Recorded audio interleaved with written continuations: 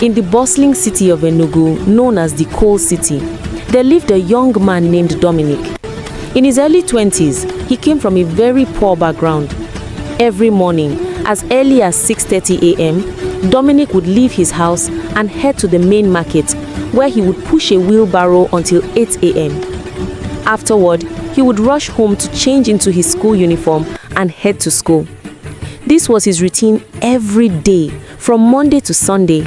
It was through this tireless hustle that he managed to raise money to support his younger siblings and parents. Dominic was a final year student in secondary school, preparing for his senior exams, WAEC and NECO. Despite his grueling work schedule, he always took his hustles, his studies, and his faith seriously. Every Sunday, he would go to church, where he prayed fervently for a financial breakthrough. At night, after his long days of work, he would read his books, complete assignments, and prepare for exams. His classmates admired him for his hard work and intelligence, and he was well loved by them. When the time came for his exams, Dominic sat for both WAEC and NECO, passing with flying colors. He also took the JAMB exam and received admission into the university. In university, Dominic continued his routine. He still left the hostel at 6:30 a.m. to work at the market with his wheelbarrow, hustling for his daily income until 8 a.m. This continued throughout his first year of university. However, when the second year began, Dominic returned to campus to find his friends coming back with flashy, expensive cars. He was taken aback and asked them, "How did you guys get so rich? Last time I checked, none of your family members were senators or governors. How did you make all this money so quickly?" One of his friends, Eze, responded with a smirk. "If we told you the jungles and rivers we crossed to get this wealth, you could never handle it. It's better you stick to your wheelbarrow business." That night, Dominic couldn't sleep. He tossed and turned, questioning himself. What's going on? Despite all my hard work, I've never seen the kind of money these guys just made in such a short time. They've moved out of the hostel and rented their own apartments, driving flashy cars, money everywhere, and here I am, struggling with poverty. After many sleepless nights, Dominic decided to meet with Emeka, one of his closest friends from the group.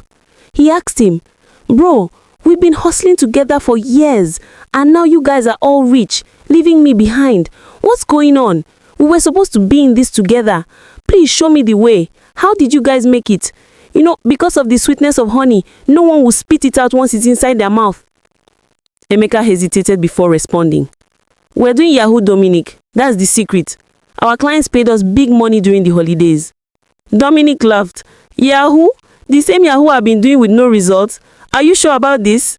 Emeka nodded. "Yes, I'm sure, but we took it a step further. We went the extra mile to make sure we succeeded. There's this very strong Baba we met, a powerful man who performed rituals for us. After the rituals, every client we approach pays up immediately. If you are ready, I'll take you to him. But there are rules you must follow if you want to be rich.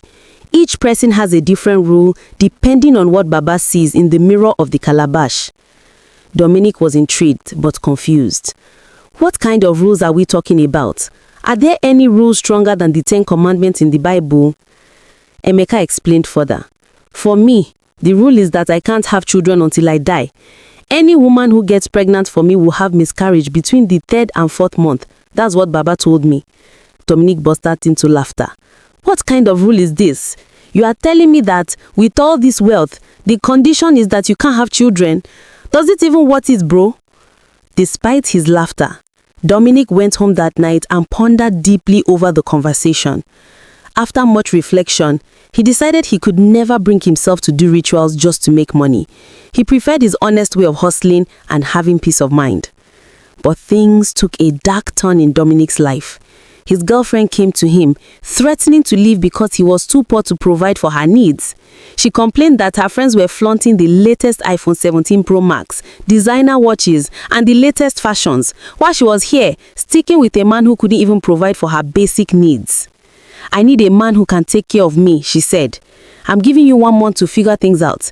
If you don't make money within this time frame, I'm leaving this relationship for good." As the month passed, Dominic's girlfriend ended the relationship, citing his inability to maintain her lifestyle. "I didn't come into this world to suffer. I need a man who can spend on me, give me whatever I want in life, and enjoy life with me." To make matters worse, Dominic's youngest sibling, their last born, died from kidney failure. His attempts to raise money for treatment failed. Anyone he approached for a loan, even for a short-term amount, would laugh him off. "Have you even seen ₦1,000,000 before? How do you expect to pay back such a huge loan?" The rejection, insults, and overwhelming pressure left Dominic feeling weak and defeated. In the midst of it all, he felt he had no choice but to follow Emeka and the others. Desperation pushed him to visit Emeka again. One early morning, Dominic left his house at 6 a.m. to visit Emeka. When he arrived, he knocked and Emeka opened the door, surprised to see him at that time of day. "Bro, I'm ready. I've thought about it and I want to do the rituals to become rich. I can't keep living like this." Emeka looked at him closely. "Are you sure? Once you join, there's no turning back, oh." "Yes, I'm sure," Dominic replied. "The worst they can do is give me the same condition of not having children, right?" Emeka nodded. "All right, get ready by the weekend. We'll journey to the forest of wealth where boys become great men. I'll inform the group and they'll be ready to welcome you into the club of wealth."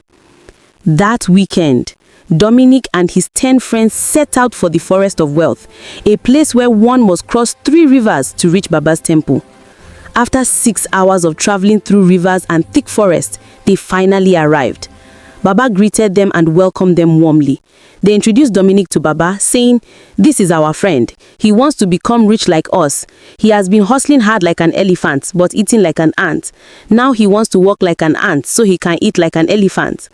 Baba looked at Dominic, took his staff, and gently hit him on the back. "Welcome, my son, to the temple of wealth. This is where boys become great men." Baba went inside, bringing out a calabash, and instructed Dominic to wash his face in it. The calabash was said to show the future of anyone who washed their face in it. As Dominic washed his face, thick smoke erupted from the calabash, filling the temple. Sweet, angelic voices sang psalms, and the atmosphere was charged with spiritual energy. Baba stood up and spoke. "Dominic, you are a great man from birth. Every great man must pass through a series of tests to make them strong enough to handle wealth. You have a bright future, but it will take 10 years for it to fully manifest. I advise you to wait for 10 years so you can make wealth with peace of mind. However, if you can't wait, I can bring that 10 years to now and make you rich forever." Baba continued, "If you can't wait, I can bring the wealth to you now. However, 10 years will be subtracted from your life. Think about it. Go outside and take some time to decide. Meanwhile, your friends will perform their monthly rituals." Dominic walked around the temple, the weight of Baba's words pressing down on him. After 3 hours of deep thought, he returned to Baba and said, "I am ready. I can't wait. I'll take the wealth now, and I'm willing to sacrifice 10 years of my life." The ritual began. Once it was completed, Baba told Dominic, "In 7 days, a client will pay you 100 million naira. Don't spend any of it. Give it to charity. Go to motherless baby homes and distribute the money. Go to the crossroads and drop some money for the spirit of wealth to take their share. Don't spend any of it, or you will go mad for 10 years. After 7 days, Dominic received the 100 million naira from one of his clients. He followed Baba's instructions, giving it all away to charity. As promised, the client paid him another 200 million. Dominic's fortune grew rapidly. He bought properties, cars, and invested in businesses. He became even richer than his friends and was now the talk of the town. His newfound wealth reached his village, and his parents were shocked. One day, his mother called him, asking, "Is it true that you're now a multi-billionaire?" "Yes, Mama," Dominic replied. "I'll be coming home this weekend. I'm currently in China, where I'm loading my container." His mother was dumbfounded. "Did I hear China? Did I hear container? Is my son really this rich?" As the weekend approached, Dominic returned to the village with his entourage. As they drove to his father's house, people came out of their homes wondering who was in the car. "Is he the governor or senator?" How can a rich man be going to Papa Dominic's house? When the vehicle finally reached the house, everyone was shocked to see Dominic, the former wheelbarrow pusher, step out of the jeep with police escort. People were in disbelief. "What's happening?" they murmured. There was joy in Papa Dominic's compound as people gathered to rejoice with them. Dominic was busy throwing bundles of money into the air, and everyone scrambled to catch it. The news of Dominic's wealth reached Sophia, his ex-girlfriend, who decided to return and beg for his love. But would Dominic fall for her this time? Sophia had always been a woman who got what she wanted. When she had first met Dominic, she had been drawn to him, not just for his raw ambition, but for the promise of what he could give her. But after they broke up, the life she had imagined with him, a life filled with luxury and comfort, shattered like glass. Dominic's rejection had stung like nothing else. She had walked away from him, vowing never to look back. But deep down, she couldn't help but wonder, what if? Days turned into weeks and weeks into months, but Sophia couldn't forget Dominic. The wealth he had acquired, the power he had gained, it haunted her. She had tried to move on, but the lure of what he had and what she could never have was a constant temptation. The bitterness began to consume her, and she couldn't let go of the fact that he was now everything she had once wanted. The more she saw him rise, the more she wanted to bring him down. Sophia knew that Dominic's newfound wealth wasn't simply luck. There had to be more behind it. She began to dig deeper, doing whatever she could to track him. She enlisted friends, whispered to people in his village, and shadowed him from a distance. Her obsession grew to the point where she knew everything about him, where he went, who visited him, even the hours he spent at his favorite spots. She watched him as he continued his rise, unable to do anything to stop it. But all her efforts to break through the walls he had built around himself seemed fruitless. The cracks she had hoped to exploit, the opportunities she had waited for, never seemed to materialize. Dominic had changed. He was no longer the humble, vulnerable young man she had once known. His wealth had made him impenetrable, untouchable, and that only made her anger and jealousy grow. Then, one fateful day, her opportunity presented itself. Sophia overheard a conversation in the village. Dominic had had a falling out with Emeka, his best friend. It was a small thing at first, just a misunderstanding between two people who had once been inseparable. But Sophia's mind began to work. Could this be the crack in the wall she had been waiting for? She immediately set her plan into motion. Determined to get to the heart of the matter, Sophia went to Emeka. She knew that, as Dominic's closest confidant, Emeka was the one person who might know the truth. She found him one evening, drinking alone at a local bar, and sat beside him, her voice low and seductive. "Emeka," she said, sliding closer to him, "I know you and Dominic had a misunderstanding. He's changed, hasn't he? He's not the same guy I knew. What happened between you two?" Emeka looked at her warily, as though he sensed something was off, but he couldn't resist her charm. He took a long sip from his glass before leaning in.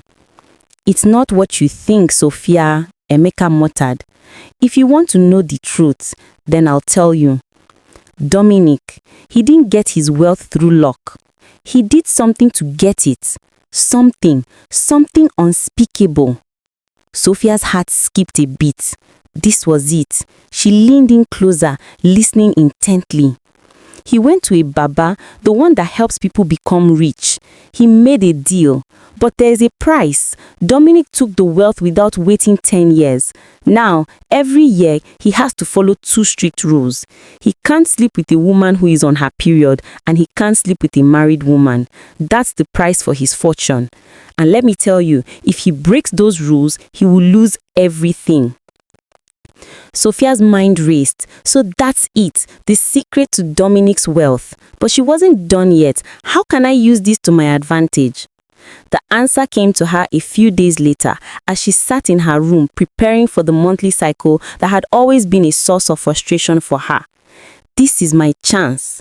I will seduce him, make him fall for me again, and once he breaks his rules, he will lose everything. It was perfect. Dominic's rules are the key to his downfall, and I'm going to be the one to bring him down. With new resolve, Sophia prepared herself. She knew Dominic well. She knew the way he moved, the way he looked at women. She would use that to her advantage. She set out to track him, knowing he would come around sooner or later. She planned every detail, wearing the sexiest dress she owned, ensuring that every inch of her body would drive him wild. The night arrived. Sophia met Dominic at a club, just as they had before. But this time, things were different. He didn't seem to notice her for a while. He was surrounded by women, but he didn't spare a glance for her. She smiled to herself. This is just the beginning. She found him in a corner, talking to Emeka. She made her move, walking towards him with a seductive air. When he saw her, his face showed the slightest recognition, but he quickly masked it. He wasn't the same Dominic she had once known. He was distant, cold even. "Hi, Dominic," she said, her voice low, her eyes glinting with desire. "Long time no see." He looked up at her, his eyes narrowing slightly. "Sophia," he said, his tone neutral, "what are you doing here?" "I came to see you," she replied, leaning closer to him, letting her scent envelop him. "I've missed you. It's been so long." She could feel the tension building between them, but something was different. Dominic wasn't giving in to her advances like he used to. She tried to entice him with sweet words, but all he did was look at her with a mixture of indifference and subtle anger. "No, Sophia, you don't get it. It's over," he said firmly. "I don't want you back. I've moved on. This game you are playing, it's not going to work on me anymore." Sophia was stunned. For the first time, Dominic wasn't the vulnerable man she could control. He was strong, unyielding. Her heart pounded in her chest. This is not how it was supposed to go. In desperation, Sophia hatched her final plan. She needed to take things further, so she hired someone else, a woman with the perfect mix of beauty and charm to manipulate Dominic into breaking his rules. The woman was someone he had never met before, and her job was clear: seduce him and make him fall for her, all while secretly ensuring that the boundaries of his ritual were crossed. It was a risky move, but Sophia was desperate. Days passed, and Sophia's plans began to unfold. Dominic was drawn to this woman in a way that he hadn't been with anyone else. The attraction was undeniable, but Sophia wasn't going to stop there. She knew that once Dominic made the mistake, everything he had worked for would come crumbling down. But little did Sophia know, Dominic's destiny was already sealed. The road he had taken, the price he paid, and the rules he had to follow had made him stronger than she could ever have imagined. His wealth had come at a cost, but the true price of his success had nothing to do with rituals or sacrifices.